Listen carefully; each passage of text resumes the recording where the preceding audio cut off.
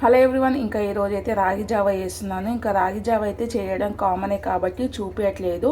అయితే రాగి జావలో high protein, rich protein ఉండేటట్టయితే నేనైతే ఇంకా కొన్ని అయితే దీంట్లో యాడ్ చేస్తున్నాను అనమాట. మీరు కూడా ఇలా ట్రై చేయండి, చాలా అంటే చాలా బాగుంటుంది. ఎంతో ఇష్టంగా తీసుకుంటారనమాట ఇంట్లో వాళ్ళందరూ.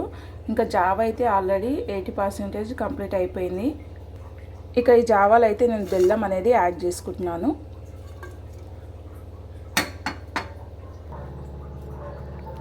ఆల్రెడీ కుక్కర్లో నేనైతే శనగలు అలాగే కొద్దిగా అంతా గ్రీన్ మూంగ్ కూడా మంచిగా ఇలా ఉడకబెట్టేసుకున్నాను. ఉడకబెట్టేసుకున్నాక 4 to 5 విజిల్స్ వచ్చే వరకు ఉడకబెట్టేసుకోవాలి. ఇంకా ఉడకబెట్టుకున్న మిశ్రమం మొత్తం దీంట్లో వేసుకొని కలపడమే అన్నమాట. మీరు కూడా ట్రై చేయండి. టేస్ట్ అనేది ఎలా వచ్చింది చెప్పండి, కామెంట్ చేయడం మాత్రం మర్చిపోకండి. ఎలా ట్రై చేయండి.